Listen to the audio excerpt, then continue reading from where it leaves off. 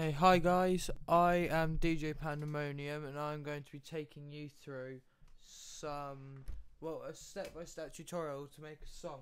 This genre is going to be dubstep. I'm probably going to do drum and bass, house and all that. Today we're just doing the beats, the intro.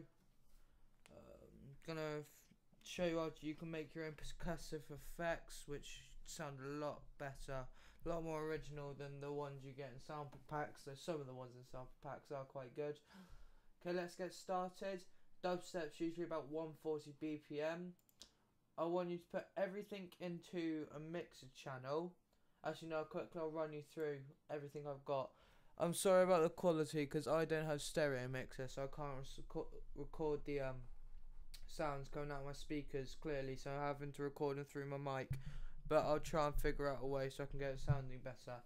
Okay, I've got 3 kicks. The first one, bassy one, bit of high end, punchy one, and then there's one with bass and punch. The snares, a glitchy one, quite fast white noise-ish one, and then a normal-ish snare. The hats, got a bunch of glitchy hats which sound good. And then I'm going to show you the difference between the percussions I made and the ones you get in sample packs. Here's one you get in a sample pack, hearing a lot of dubstep. Here's one I made.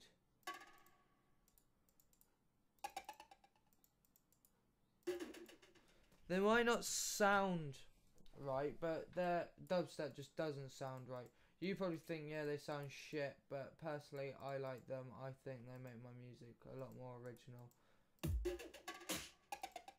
Okay, for the intro beat, you're not going to want any hi-hats. You're just going to want percussion, kicks, snares. Sorry, I got to move my mic, it's a bit far away. I'm gonna do a bit of snare ghosting, which is where you don't have the entire snare, you just have one.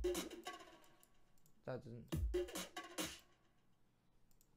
Well, you just have one. Actually, I'm gonna clone that.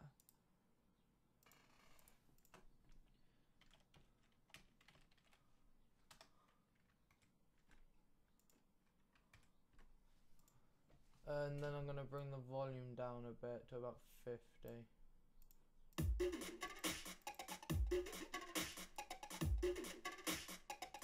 Yeah, on your first beat, you're only going to want to put the kick on the first and the snare on the...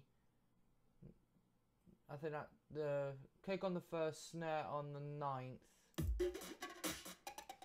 And you only want one of each effect. I'm going to delete that one. In the mixer channel, I want you to create snare, hat, percussion buses, and then a drum bus. And you simply do this by right clicking, create submix, and then with the rest of them you just see this down here. Usually that'd be on there, but you unclick that and then put it on the right bus. And then with these ones, just click them and click them onto the drum bus. And then that just makes limiting and compressing so much easier because you don't have to do it for every single piece of percussion you've got. If you want to, you can change the percussion. I probably will. I usually do. I'm going to change these snares about a bit.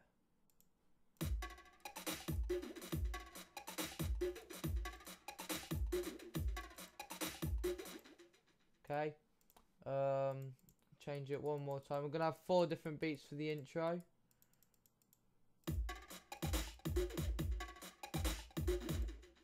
Change these around a bit again.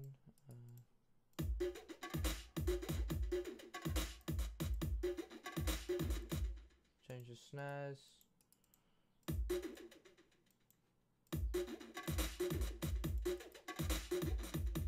Okay, and on the last one, we can have like a snare roll off at the end. That's a bit too fast. Oh, so if you don't know how to get a more accurate piano roll, You just go up to this thing in the top left that looks like a magnet if you're using FL Studio 9 or 10. If not, it's just a bunch of dots, but it's called Snap to Grid, and go down to a half step. A quarter is a bit too much if you don't want a ridiculously fast snare roll or whatever.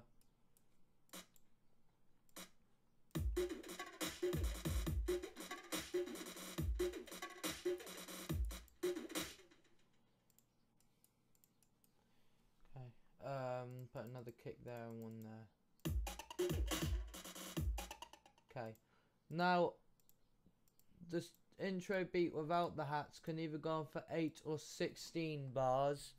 I think I'll put them on for 16 on this one, but you're going to need a lead or something, which I'll show you how to make one in a later tutorial. And then for beat 2 you bring in the hats and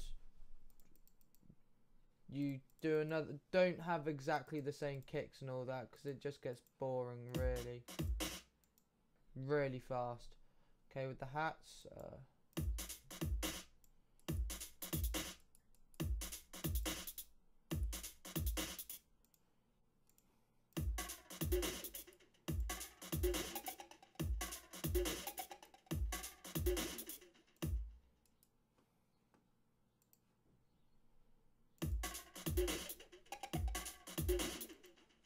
okay,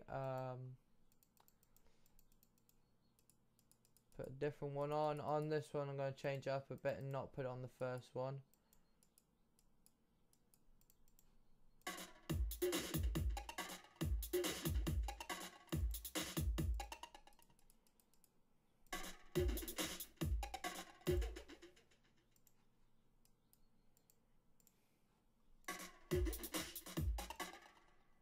Make it a bit upbeat.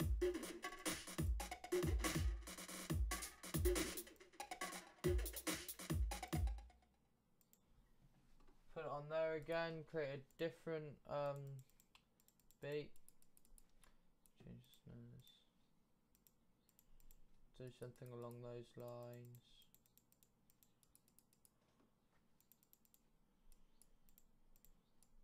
Change the hats around. Yeah, they're different on those two. And I'll change that one a bit on the second one. I didn't even use hat 2 on the first one.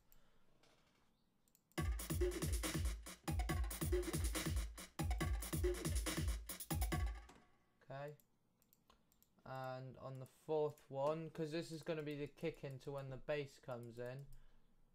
Actually, no, it's not gonna be. We're gonna make a kick in, a separate kick in for the bass, but we're gonna bring the bass in later. We're gonna have pads and stuff over the first 32 bars, which is how long our intro is gonna be.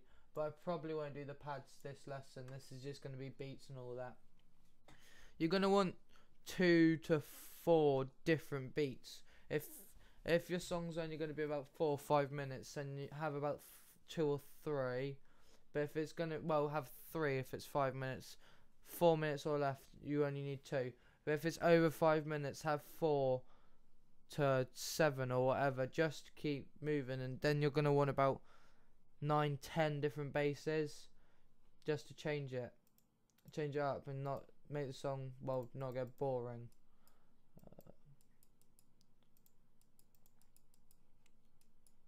I don't think I've changed these at all, so I'm going to have to go through and redo them. Change them in the second one, change them again in this one, have one on there.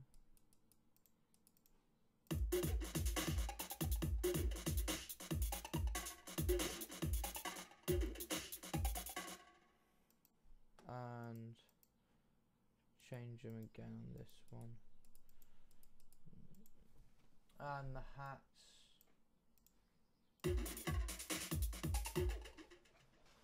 Okay, something I missed out. In the master channel, you're going to want a limiter, but we'll turn that off for now.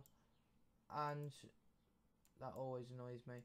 And you're going to want to put a wave candy. Now this is, you're going to want to have the meter on. You might want to have 2 even.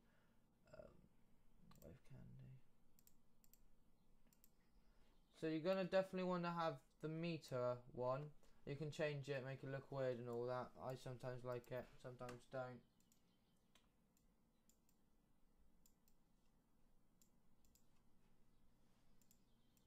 Make it look nice. That's where the meter's gonna come up. Put it in mini view, which will put it down in the top bottom right. You can move it around. You're gonna want to scale all the way up, I think. Mode, put it on peak, and decay speed straight off. And on the second one, which is this one, you're going to put it on the vector scope, which measures how powerful. Well, it basically mainly measures mainly measures panning and all that, but you can change it. Well, you use it to measure panning, and what else is there? You have to kind of keep it. Also measures how powerful things are. The more they go up, the bigger space they cover is how more distorted they are and how powerful they are. See, if something's a big long line, it's probably really powerful. If it's a blur, actually I can do a demonstration of this, can't I? Blur like that, it means it's really distorted, and that's gonna fill out your track. Same with the hats.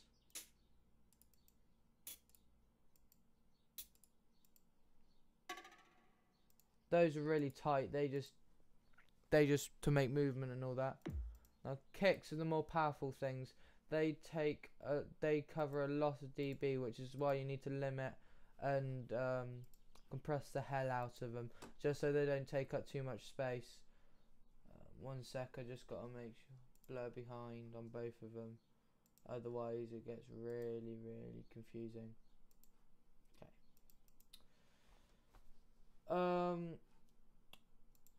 Just set up limiters on all of them.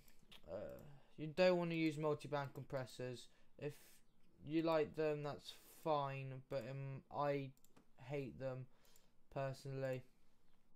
They just take so much out of the track. I know a limiter does that, but it's nowhere near as bad, and limiters stop everything peaking and stop muddying up your track so much more than multi-band compressors.